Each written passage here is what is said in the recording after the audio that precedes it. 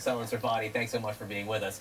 Big development on the Russian campaign meddling front. According to the Daily Beast, some of the most critical members of the Trump campaign team, we're talking Kellyanne Conway, Donald Trump Jr., retweeted messages from a Russian troll farm account just days before the election. Joining us now, one of the reporters who broke this story, one of our favorites, Betsy Woodruff, is here.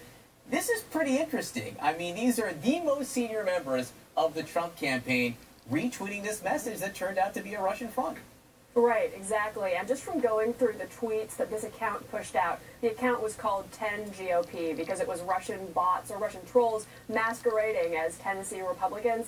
Just from looking through the tweets, we can get a pretty good sense of the agenda that the Kremlin was trying to push in the United States. And part of that, as has been widely reported, was efforts to undermine the way that American democracy works. One of the tweets that was retweeted, in this case by Donald Trump Jr. himself, alleged without any evidence that tens of thousands of mail-in votes had been counted fraudulently in Broward County, Florida. And the tweet asked, it said, "Please RT," and then the president's son obliged. We know this is bogus. This is not true. Tens of thousands of fraudulent votes were not cast in Broward County. But that message, which was pushed by trolls operating at the behest of the Kremlin, was then amplified by the son of the man who's now our president. And that shows how sophisticated and how savvy a lot of these Russian actors were in injecting their messages of division and distrust into the broad American political discourse.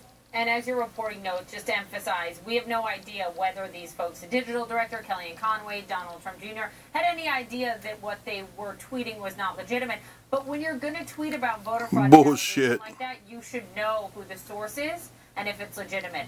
Nikki Haley, the U.S. ambassador to the United Nations, just speaking this morning, talked about exactly how dangerous this stuff is to American democracy. Listen.